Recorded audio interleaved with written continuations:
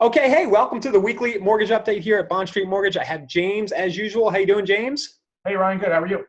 Great, great. I got my Bond Street hat on for you this week. Nice. All right. So let's go. Let's start out this week with the topic of the week. And I was wondering if you could talk a little bit about the process if somebody wants to refinance an existing mortgage and maybe use the equity to buy a second home or investment property. What would that look like for somebody? That's a great topic to cover, especially in this environment where we have seen rising real estate values. Your home is an asset again. Yeah. And so people are asking more and more, how do I tap into that equity and be able to buy that, like you said, that second home, or even better, an investment property that's going to create some wealth for you down the road. And really, we're going to look at each situation a little differently. We actually have some very good partnerships with credit unions and banks that can offer second mortgages, lines of credit. And so that's one way to tap into the equity. We'll refer you over, help you manage the process, get you a line of credit tied to your home so that when you do find that property and want to make a move, you have it there. What's a line of credit? Like, I know most people will know, but kind of what's that mean? I kind of know. It's like they don't have to spend the money right away, right? But it's there on hand. Correct. Look at it as a credit card, a credit facility that's secured against your home. So if you take out $100,000 line, you're not going to pay any interest on that line until you draw on it. Okay. Yeah, no interest paid till it's used, and it's not a horrible idea as even a rainy day fund, right? I mean, Absolutely. It doesn't cost you much to do, and again, you're not paying interest, but at least it's there if something happens. Yeah, and that's where a line of credit it does come in handy as well. Like you said, it does not cost you much. You probably have, less than half the expense than you would with a full-blown refinance. And you're not going to pay interest on it unless you need it. So if you want it there for a rainy day, definitely is a great thing to have available. And again, we don't do those in-house, but we have some really good relationships, people that we do sell mortgages and do other business with, that we'd be glad to refer you over, and we know they get things done. Some of them will go to 95% combined loan to equity in your home as well, which is very powerful compared to the traditional, major bank. They're going to go to 80% combined loan to value. And so if you're looking to leverage a bit, again, for the right purpose, making investments and creating wealth, not to go buy a boat because it's summer.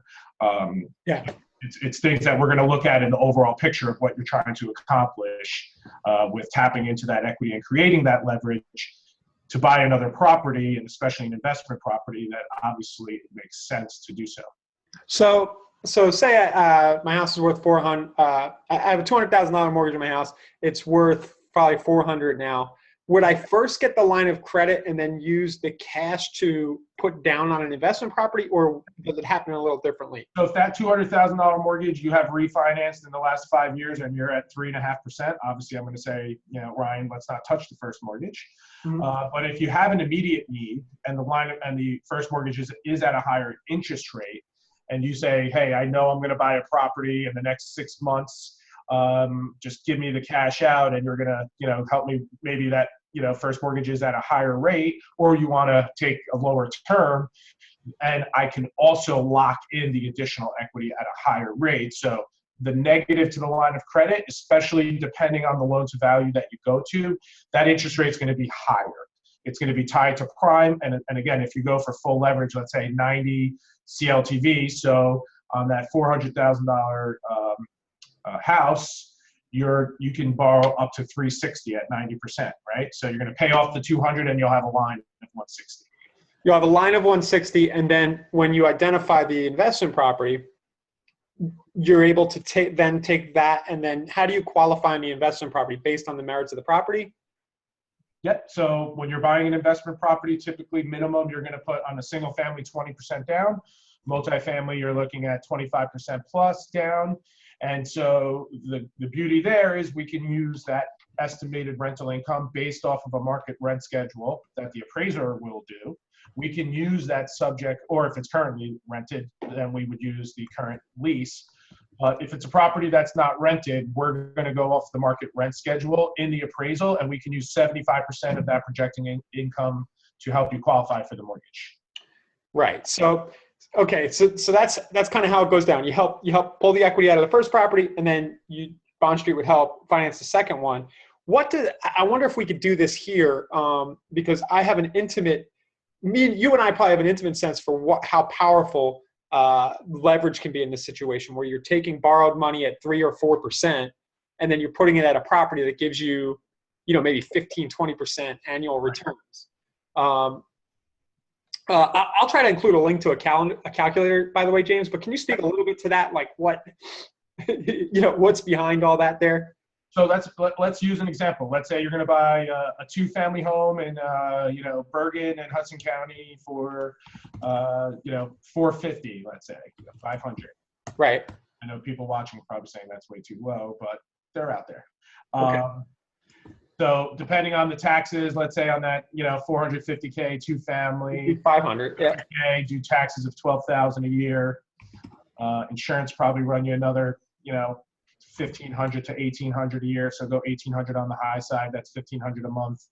On a $500,000, you're going to put on a 2-family, 25% down.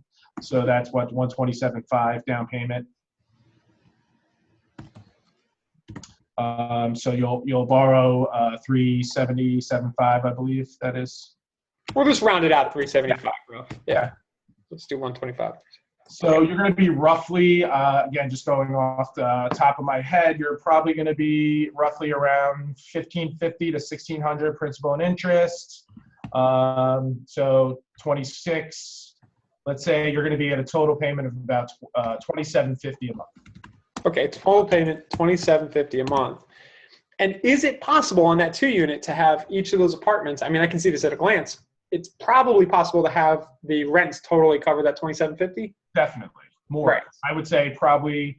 And again, there's some, hopefully some agents watching, but those of you that are experts at it, you probably be somewhere $1,500-$1,600, if not more, depending on the size of the 2-family. And if, let's say, that bottom unit has got, a walkout basement, whatever, you probably be at $2,000 plus, $1,500-$1,600 for the second apartment if it's at least a 2-bedroom.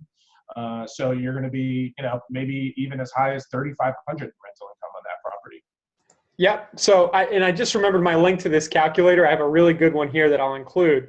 But when you start to mess around, also include the link to, and you can download it. Our BSM app includes the calculator that can help you break this stuff. Oh, I didn't know that. So there's a rental property calculator inside the Bond Street Mortgage app. Yeah, you can basic mortgage calculator in the app. You can fill in this info. This one, it gives you maybe a little bit more on the vacancy and the rental side. But as far as just calculating the payment, yes. Yep. So I'm doing real rough here. 520%, 5.5% rate on an interest property. Is that too high? On a multifamily, it'd be 25%. Okay, 25%. And then what kind of rate would somebody expect on that? No, right now today on an investment 2-family. So you're going to have an adjustment for 2-family. You're going to have an adjustment, say 475. Okay. So taxes are about 12K a year. Yep. Insurance about $1,800 a year. And then we'll just leave these other numbers. This is really rough. Again, people, talk to your real estate agent, your accountant, right? And then the monthly rents. I would say use 3,200. Okay, 3,200 on the monthly rents, increasing 3% a year. Throw in 5% vacancy. 3% a year appreciation is probably pretty conservative, but we can go with that. Yeah, for this area, probably historically, minus the housing boom and crash, you've historically in this area been about 6 to 8% since 1960 on appreciation. So use 6%. Okay, I'll use 6. So let's look. I mean, this gets really, really, and of course, this is how more people. This is the method more people than any, more wealthy people have used to amass wealth in this country, right? Would real estate be it by far? Maybe the stock market's behind, but absolutely, hands down, real estate. Yeah. So market, but hands down, real estate. Yeah. So your first year, you don't have a big return with these numbers because you just laid out a bunch of money, right? Right. But you start looking at 2, 3, 4, 5 years in, and your internal rate of return here, you're clocking 15, 16% a year. Against an asset that, it's tangible. It's not a stock. It's not like gambling in my mind. It's the. No, look at the cash flow. I mean, Yeah. I'm first generation of Italian heritage, and I know, especially my dad and his friends that came over, you couldn't sell them a stock if you tried, but they all own real estate and they all own, multifamily homes. That's how they created wealth over the years, save up their money, buy that house, rent, then buy the next one, rent it out, and so on and so forth. Right there. I mean, look at your cash flow ROI. Yeah, this is if you get out in 10 years, so 10 years. Yeah. And what's happened is, of course, somebody else has been paying down your mortgage for you all that time. That's right. That's and look, in 10 years, you created, 600,000 or actually, 530,000 in net worth. Right. You have an asset that you can leverage. It's an annuity basically. Yeah. So key takeaway: I'm looking for my where'd my screen go here? Don't refinance your house and buy a car. No. or an asset that's going to lose value right away. Definitely not. Yeah. Right. And that's what you may even mention second home. Honestly, you can buy a second home with as little as 10% down. The second home transaction, I would say you should have that 10% in the bank. If you need to leverage your primary residence to go buy a second home, it's not time for a second home. Take that 10%, maybe you have some additional money saved up and go buy that multifamily that you can generate the rental income and the cash flow that when you save up that next maybe 20% and go buy that second home, it'll actually pay for itself off of the rent income that you're getting on that investment property. Right. So it's a nice way to enforce savings on yourself too. Right. Absolutely. If you have to leverage to get, to me, a second home is a luxury. It isn't something that I'm gonna, I think we learned that in the housing crisis. There's no reason to leverage, like you said, to go buy things or do things that aren't going to, at the very least, make you money. And real estate is an asset, and this formula would work. And even if that house was 600,000, a 2-family, you can go back and plug it into your calculator there. You'll still see it's a very powerful thing. Yeah. Cool. So anybody who's looking to explore buying their first or maybe another investment property, we're here to help. We work with plenty of agents around New Jersey, all over, in many states in the country that specialize in this sort of thing. So feel free to reach out to us. We'll let you know what agent in your city or town can help you out. We'll get you pre-qualified so you can go out and start shopping for a sensible asset purchase. Right. So come up with your number, your price range, and I would say there is, like anything else, be very pragmatic in your approach. When you buy, you own it. And so, other people may be looking to buy property for a different reason, right? So you may be competing against that person that was willing to pay more because they're going to live in it and rent out the other unit. As an investor, you have to be a little bit more shrewd when you're choosing the investment to make. It really comes down to the numbers, and you kind of got to take the emotion out of it, and make sure that formula works for whatever you're looking for, because you're talking about, in this scenario, dropping 127,000 of your cash up front. You want to make sure that the exit strategy is there, and you don't want to invest in something where those numbers actually, the profitability and the ROI goes down, because you will have vacancy, you will have repairs over time. There's other things that you have to factor into the equation. So, and we're more than glad, to do those numbers for you when the time comes. Great. Okay, so let's turn now really quickly to rates. I assume they're about where they were last week, but anything big going on in the markets affecting interest rates? Yeah, it's funny because first couple days, or expected in the week, we were on the low end of the range, very much similar to where we were at the end of last week. A lot of anticipation and a little bit of fear, building into the Comey testimony. But I think, at least my opinion of it, and it's not a political statement, really there wasn't much to be said, or the saga goes on. And in the end, what it really means is we pay for it as a consumer, or as Americans, I should say, in the fact that instead of talking about real reform, tax reform, and growth strategies, for this country to grow our GDP, we have more of the same in Washington, gridlock. Nothing is getting done. And, and for me, what that means is rates are going to stay in this range for this year for sure.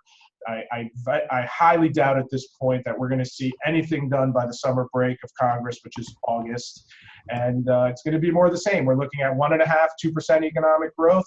So all the hopes of this animal spirit kicking in and the American way, which I hope ultimately materializes, and we do get back to 2.5%, 3% GDP growth. It looks like we're on more of the same, and we understand this market. So you're in that 4% range.